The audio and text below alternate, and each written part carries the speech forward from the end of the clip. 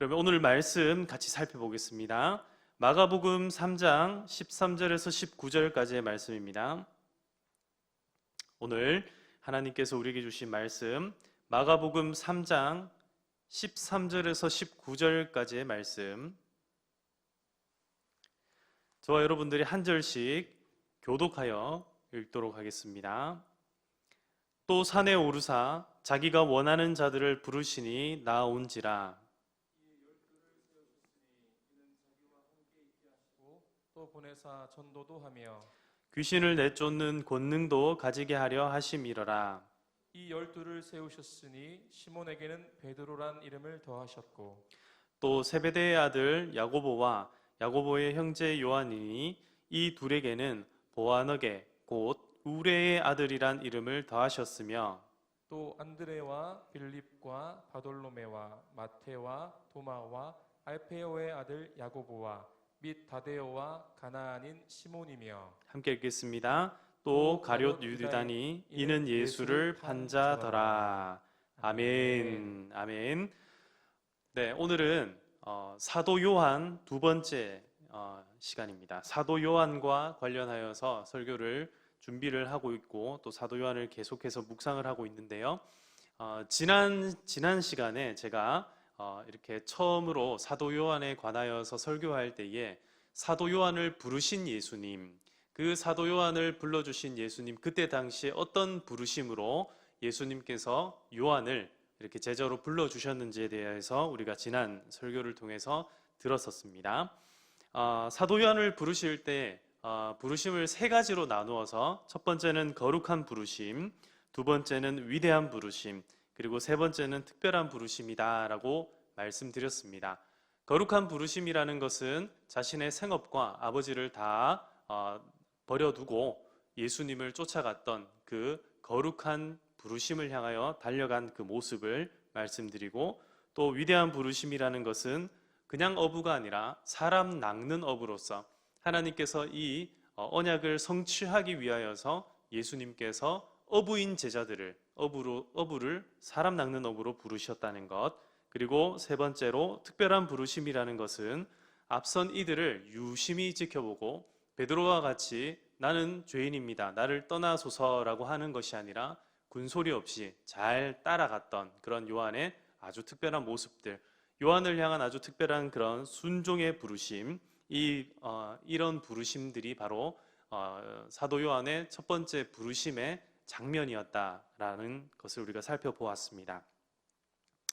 이제 예수님께서는 이렇게 제자들과 그리고 또 많은 사람들이, 예수님을 따르는 많은 무리들이 이렇게 함께 있는 중에 특별히 오늘 말씀에 보시면 13절 말씀 가운데 보시면 자신을 따르는 많은 사람들 가운데 다시 한 번 더 요한을 부르시는 장면을 우리가 볼 수 있습니다.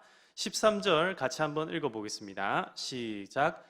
또 산에 오르사 자기가 원하는 자들을 부르시니 나온지라. 자기가 원하는 자들을 부르셨다라고 말씀하고 있습니다. 예수님께서 많은 사람들 가운데에서 꼭 집어서 자기가 원하는 사람 12명을 불러주고 계십니다. 한 사람 한 사람 이름을 불러주고 계십니다. 이 이름을 불러줄 때 그 가운데 요한이 있었다라는 것입니다. 이렇게 두 번째로 불러주신 부르심은 첫 번째로 불러주셨던 구원으로의 부르심이 아니라 이제는 그 구원으로의 부르심을 넘어선 사역으로의 부르심입니다. 사역자로 불러주시고 이제는 너희들이 나의 좋은 동역자가 되기를 원한다라는 그런 부르심이었던 것입니다. 그래서 오늘 말씀을 통해서 하나님께서 당신의 백성들을 어떻게 사역자로 만들어 가시는지, 그리고 우리도 또한 하나님의 좋은 일꾼으로, 좋은 동역자로 세워질 수 있기를 주님의 이름으로 축복합니다. 그러면은 지금부터 예수님께서 이 동역자들을 부르실 때, 이 사역자들을, 사도 요한을 부르실 때에 동역자로서 어떤 것들을 원하고 계시는지, 어떻게 세워가셨는지 오늘 이 본문 말씀을 통하여서 살펴보도록 하겠습니다. 첫 번째로 예수님께서 동역자로 부르실 때에 첫 번째로 12사도로 세워주셨습니다. 여기 첫 번째 장면에 보시면 이에 12를 세우셨으니 라고 14절 가운데 말씀하고 있고, 그 밑에 보면 16절에 이 12를 세우셨으니 라고 다시 한 번 더 말씀하고 있는 것을 볼 수 있습니다. 여기에 세우셨다라고 하는 이 단어는 포이에오라는 헬라어입니다. 포이에오. 이 포이에오를 NIV 성경에서는 그들을 지목했다, 그들을 지목하여서 불러냈다, 이런 의미로서 그들 한 사람 한 사람을 이렇게 지목했다라는 의미로 사용되고 있고, 킹 제임스 버전에서는 그들을 장립했다, 그러니까 어떤 직분을 주었다, 이렇게 지금 설명을 하고 있습니다. 그렇게 해석을 하고 있습니다. 근데 우리 성경에서는 세우셨다라고 지금 해석이 되어 있는데, 이 원어에 조금 더 가깝게 다가가면 이 말은 주로 언제 쓰이는 단어이냐면 바로 어떤 무언가를 만들 때 쓰시는 그런 단어입니다. 예를 들어서 하나님께서 사람을 만들 때에 남자와 여자로 만드셨다라고, 이런 이제 본문 가운데도 동일한 단어가 사용됩니다. 사람을 만들 때에, 하나님께서 창조하던 그때에 다른 것이 아니라 사람을 만들 그때에, 이런 만들다라는 동사로서 사용되는 것이 이 포이에오라는 단어인 것입니다. 즉 예수님께서 지금 자신의 제자들을 부르시면서 뭘로 만들었다, 무엇으로 만들었다라고 말씀하고 있냐면 12로 만들었다라고 지금 이야기하고 있는 것입니다. 12를 세우셨다, 12를 만들었다라는 것입니다. 무엇을 만들었다고요? 12를 만들었다고요. 이 12이 도대체 무엇이기에 예수님께서는 이 12를 만드셨다는 것입니까? 이 12이라는 것은 바로 가장 중요하고 가장 기초가 될 수 있는 그런 그룹을 상징하고 지칭하는 그런 용어입니다. 예수님께는 수많은 사람들이 따르는 사람들이 있었습니다. 예수님에게는 또 다른 제자들도 있었습니다. 나중에 보면은 12제자만 파송하는 게 아니라 70명의 제자들을 파송하고, 또 나중에 보면 수많은 군중 가운데서 예수님께서 가르쳐 주시고 그 가르침을 받는 수많은 제자들이 있었다라는 것을 알 수 있습니다. 나중에 가룟 유다가 죽고 난 뒤에 마띠아라는 사람을 뽑게 될 때도 그 사람이 예수님께 가르침을 받는 그때로부터 지금까지 늘 이들과 함께 있었다라는 이야기를 우리는 볼 수 있습니다. 이처럼 예수님의 제자들은 많이 있었습니다. 그런데 그 가운데에서 사도 요한을 누구 중에 하나로 부르셨냐면 바로 12사도 중에 한 사람으로 지금 세워주고 있다라는 것입니다. 이렇게 동역자가 된다는 것은 굉장히 특별한 그룹 가운데 들어오게 하시는 하나님의 섭리이고 또 예수님의 그런 인도하심입니다. 12사도가 되었다라는 것은 마치 베스트 11, 여러분 우리가 축구를 좋아하는데요. 축구를 좋아하는데 그 축구 선수들이 한 팀당 총 몇 명이 있는지 아십니까? 네, 방금 제가 베스트 11 이렇게 말씀드려서 11명이 있다 이렇게 생각하기 쉬운데요. 그러나 국가대표팀을 구성할 때에는 11명의 선수만 있는 것이 아니라 사실은 23명의 선수가 구성됩니다. 골키퍼를 3명을 포함하여서 23명의 선수를 구성하고, 이 23명의 선수 가운데 지금 베스트 11이라는 것은 이제 경기가 딱 시작되었을 때 선발로 출장할 수 있는 선수들이 바로 11명밖에 되지 않는다라는 겁니다. 경기를 뛸 수 있는 선수들은 11명밖에 되지 않습니다. 그러나 11명밖에 뛸 수 없다고 해서 축구팀을 11명으로 구성하는 경우는 없습니다. 다시 말씀드리면 예수님께서 이 12명의 사람들을 사도로 제일 처음에 불러주신 것, 이 사도를 제일 처음에 세워주신 이유는 이 12명의 사람들이 가장 뛰어나기 때문에, 가장 훌륭하기 때문에, 네, 그럴 수도 있겠습니다. 그러나 12명의 이 선수들이 이제 핵심 멤버가 된다라는 것입니다. 이들이 마치 베스트 11이 있고 그 다음에 후보 선수들이 있고 그 다음에 주전과 비주전으로 나누고, 심지어 국가대표는 상비군이 존재합니다. 이 23명에 들지도 못하는 상비군들, 이런 상비군들이 늘 이제 국가대표에 들기 위해서 애를 쓰고 또 그런 모습들 가운데 있게 되는데, 이처럼 마치 이 12명의 사도가 되었다라는 것은 이제 예수님께서 이 사역의 필드의 가장 앞선자로서 이들을 불러주셨다, 이것을 의미한다라고 볼 수 있는 것입니다. 이 부르심은 정말 특별한 부르심이 아닐 수가 없겠습니다.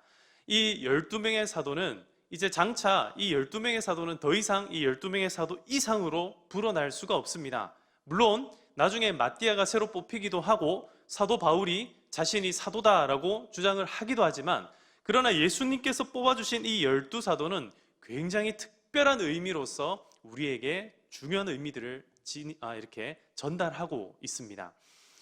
이 요한은 특별히 이 12사도에 대한 개념들을 얼마나 소중하게 여겼는지 나중에 요한계시록에 가보면 예수님을 향하여서 이 천상의 예배가 펼쳐지는 그 장면에서 24명의 장로들을 지칭하게 되는데, 그 24명의 장로 가운데 12명은 구약을 상징하는 그 이스라엘의 지도자들, 그리고 또 나머지 12명은 신약시대의 교회의 지도자들을 상징하는 12명의 장로들, 이렇게 총 24명의 장로들이 등장을 하는, 그들이 나타나서 이 면류관을 자기 머리에서 벗어서 하나님께로 던지는 장면, 그런 것들을 보여주고 있다라는 것입니다. 이렇게 12명의 사도가 되었다는 것, 이렇게 12명의 사도로 세우심을 받았다는 것, 12명의 그룹으로 만들어졌다는 것, 이거 참 중요한 일이다라는 겁니다. 그러면은 이렇게 사도 요한은 12명의 그룹 안에 들어갔으니까 특별하고, 지금 우리는 그러면 그 12명의 사도 안에 들지 못했으니까 우리는 어떻게 된 거냐? 우리는 특별하지 못한 것이냐? 전혀 그렇지 않습니다. 12명이라는 이 사도는 아까 말씀드린 것처럼 이들은 출발점입니다. 무엇의 출발점입니까? 이들은 바로 교회라는 공동체의 기초석이 되었던 것입니다.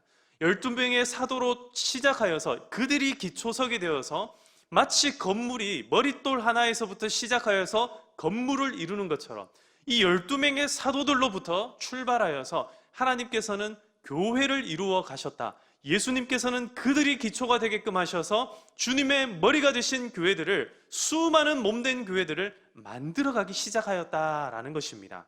그러므로 지금 오늘 우리가 몸담고 있는 이 교회는 이 12명의 사도로 불러주신 그 특별한 동력자로서의 부르심과 동일한 부르심으로 우리는 받아들일 수 있다라는 것입니다. 사랑하는 성도 여러분, 저와 여러분들이 하나님께서 우리를 동력자로 불러주실 때, 예수님께서 우리를 동력자로 불러주실 때, 특별한 직분을 맡기시고 특별한 업무들을, 특별한 사역들을 맡기실 때에 그것이 얼마나 우리의 삶 가운데 소중하고 귀중한 것인지를 다시 한 번 더 깨달아 아시기를 간절히 소망합니다. 그러면은 이 12로 세우신 이유가 무엇인가? 그 이유가 지금 이 본문 가운데 이어서 나오고 있습니다. 세우신 이유가 14절과 15절에 나오는데요, 함께 읽어보겠습니다. 시작. 이에 12를 세우셨으니 이는 자기와 함께 있게 하시고 또 보내사 전도도 하며 귀신을 내쫓는 권능도 가지게 하려 하심이러라. 아멘. 12를 세우신 목적, 그 이유가 이는 자기와 함께 있게 하시고, 자기와 함께 있게 하시고, 예수님께서 이 12를 사도로 세우신 이유 첫 번째가 뭐냐면 바로 함께 있는 것입니다. 지금 요한에게, 사도가 된 요한에게 무엇을 요구하고 있냐면, 내가 너희들을 이렇게 사도로 세운 이유가 뭐냐면 나와 함께 있어다오. 사랑하는 성도 여러분, 왜 우리에게 직분을 주셨고 왜 우리를 교회로 불러주셨습니까? 그것은 바로 하나님께서 우리 예수님께서 함께 있기를 원하시기 때문인 줄로 믿습니다. 하나님께서는 지금도 우리와 함께 하시기를 원합니다. 하나님께서 얼마나 우리와 함께 하시기를 원했는지, 임마누엘, 예수님을 이 땅에 보내셔서 이 땅 가운데 성육신하신 예수님께서 이 땅에서 자신의 백성과 함께 지내도록 만들어 주셨지 않습니까? 그러므로 이 사도를 세우시고 그들이 나중에는 교회가 되겠죠. 이 교회를 세우신 목적이 뭐냐면, 교회는 궁극적으로 누구와 함께 있는 공동체입니까? 바로 우리 주 예수 그리스도와 함께 있는 공동체다라는 것입니다. 누가 좋은 동력자입니까? 누가 좋은 예수님의 동력자입니까? 끝까지 예수님과 함께 있는 사람이 바로 좋은 동력자인 줄로 믿으시기를 바랍니다. 오늘 지금 이곳에서 함께 예배드리고 있는 우리 교역자분들에게 이렇게 질문한다면, 누가 여러분들의 좋은 동역자입니까? 이렇게 질문한다면 누구라고 대답하시겠습니까? 저는 이렇게 대답할 겁니다. 예, 힘들 때나 어려울 때나 즐거울 때나 영광스러운 그때에 언제나 나와 함께 있을 수 있는 그 사람, 그분이 바로 나의 최고의 동역자입니다. 이렇게 대답할 겁니다. 여러분들의 마음은 어떻습니까? 여러분들은 어떤 동역자가 되기를 원합니까? 여러분들은 어떤 예수님의 동역자입니까? 바라건대 우리는 예수님과 함께하여 좋은 동역자가 될 수 있기를 간절히 소망합니다. 이렇게 함께 하시기 위하여서 좋은 동역자로 세우셨다. 두 번째로 함께 있는 것, 완전히 정반대의 개념을 이제 말씀합니다. 그것이 뭐냐면 바로 보내십니다. 함께 있기 위해서 세우셨다면 두 번째는 보내시기 위하여서 세우셨다라고 말씀하고 있는 것입니다. 또 보내사 전도도 하며 귀신을 내쫓는 권능도 가지게 하려 하심이로라. 동역자로 세워주신 이유가 뭐냐면, 이렇게 직분을 맡기시고 사도로 세워주신 이유가 뭐냐면 바로 보내기 위함입니다. 뭐 하기 위해서 보내고 있습니까? 전도하기 위해서. 뭐 하기 위해서 보냅니까? 귀신을 쫓아내기 위해서 보내고 있다는 겁니다. 사랑하는 성도 여러분, 우리가 지금 코로나 때문에 교회에 나와 함께 예배 드릴 수가 없습니다. 코로나 때문에 전도회로 함께 모일 수가 없습니다. 내 친구들, 그리운 내 친구들 만나볼 수가 없습니다. 얼마나 답답하고 얼마나 힘이 듭니까? 그러나 예수님께서 이렇게 말씀하십니다. 내가 이 때를 위하여서 너희의 삶의 현장으로, 너희의 일터로, 너희의 삶의 그 모든 곳곳에 필요한 그곳으로 내가 지금 너희를 보내기 위하여서 동역자로 세웠다. 우리를 세워주신 이유가 바로 보내기 위하여서다 라고 말씀하고 있다는 것입니다. 지금 이렇게 힘들고 어려운 시기가 계속해서 지나가고 있는 이때에 예수님께서 우리를 함께 있게 하신 이유가 바로 우리를 보내기 위함이라는 것을 기억하면서 지금 있는 내가 그 자리에서 최선을 다하여서 전도하시고 최선을 다하여서 귀신들을 쫓아내시고 성령으로 충만한 그런 공간으로, 거룩한 공간으로, 예배 장소로, 교회로 만들어갈 수 있기를 주님의 이름으로 축복합니다. 사랑하는 성도 여러분, 예수님께서 사도 요한을 제자로 부르실 때에 처음에는 구원을 위하여서 불러주셨지만 그 다음에 다시 불러줄 때는 동역자로서, 사도로서 세우기 위하여서 불러주셨습니다. 그 부르신 목적이 바로 함께하기 위하여서, 그리고 또 보내시기 위하여서다라고 말씀드렸습니다. 저와 여러분들의 삶 가운데서도 언제나 주님의 말씀과 함께하고, 언제나 기도함으로 함께하고, 하나님과 동행하고, 하나님과 끝까지 함께할 수 있는 여러분들의 삶이 되기를 간절히 소망합니다. 뿐만 아니라 주님께서 우리를 보내실 때에 그 현장이 내가 원하지 않는 곳이라 할지라도, 원하지 않는 사람이라 할지라도 하나님께서, 주님께서 우리를 보내실 그때에 그동안에 우리가 말씀으로 묵상하고 가슴에 새겼던 그 말씀 붙들고 성령으로 충만하여서 귀신을 쫓아내고 전도할 수 있는 저와 여러분들의 삶이 다 될 수 있기를 간절히 소망합니다. 두 번째로 사도 요한을 어떻게 동역자로 세워주셨는가, 사도 요한이 어떤 동역자가 되었는가. 자, 두 번째입니다. 보아너게의 아들에서 하나님의 자녀로 변화하다. 보아너게의 아들. 자, 여기 보시면 오늘 우리가 읽었던 말씀 17절 말씀 같이 한번 읽어보겠습니다. 시작. 또 세베대의 아들 야고보와 야고보의 형제 요한이니 이 둘에게는 보아너게 곧 우레의 아들이란 이름을 더하셨으며. 아멘. 예수님께서 이 요한을 제자로 불러주실 때에 요한을 향하여서 이름을 더하여 주십니다. 그러니까 별명을, 호칭을, 이렇게 별명을 만들어서 불러주시는데 그게 바로 보아너게. 보아너게라는 이름의 뜻은 우레의 아들, 우리말로 조금 쉽게 얘기하면 천둥의 아들, 천둥번개의 아들, 이런 의미입니다. 정말 이들 형제는 이 야고보와 요한의 삶을 가만히 보면은 이들은 정말 천둥번개 같은 그런 성질들을 가지고 있었음을 우리가 확인할 수 있습니다. 특별히 그들이 이전에는 그런 모습들을 잘 보이지 않는데 언제 이런 모습들을 확연하게 볼 수 있게 되냐면 바로 예수님께서 변화하신 이후에 그들의 이런 모습들이 이렇게 확연하게 드러나기 시작합니다. 자, 변화산을 경험한 요한을 먼저 한번 살펴보겠습니다. 변화산을 경험한 요한. 자, 누가복음 9장 28절에서 29절까지의 말씀입니다. 같이 읽어보겠습니다. 시작. 이 말씀을 하신 후 8일쯤 되어 예수께서 베드로와 요한과 야고보를 데리고 기도하시러 산에 올라가사 기도하실 때에 용모가 변화되고 그 옷이 휘어져 광채가 나더라. 예수님께서는 베드로와 야고보와 요한을 무척 아끼셨습니다. 그래서 예수님께서 이 변화산, 이제 예수님의 용모가 변화하게 된 그 산으로 올라갈 때에 이 세 제자를 데리고 가십니다. 이 제자들을 데리고 가서 기도하는 가운데 용모가 환하게 변화합니다.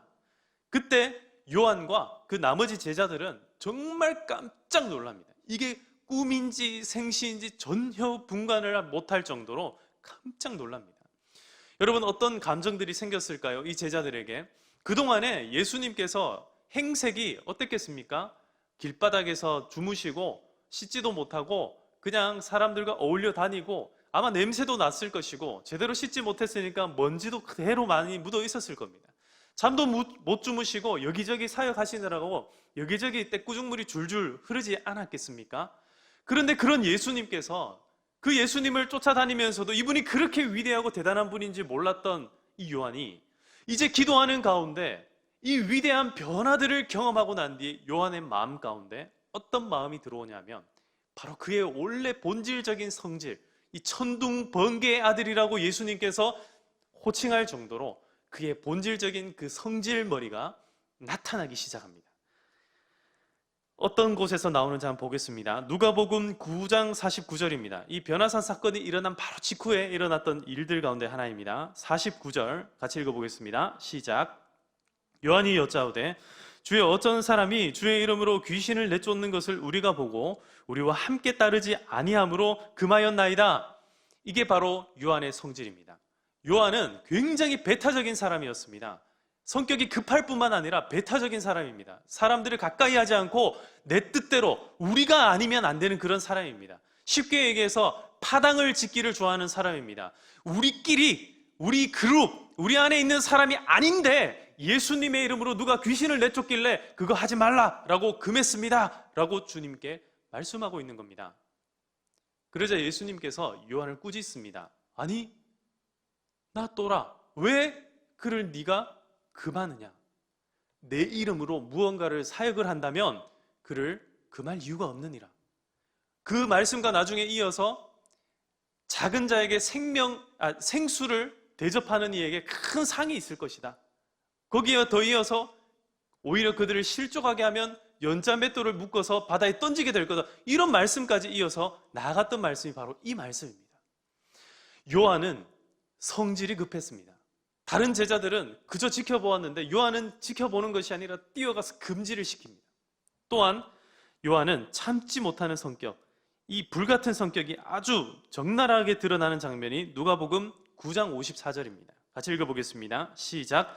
제자 야고보와 요한이 이를 보고 이르되 주여, 우리가 불을 명하여 하늘로부터 내려 저들을 멸하라 하기를 원하시나이까?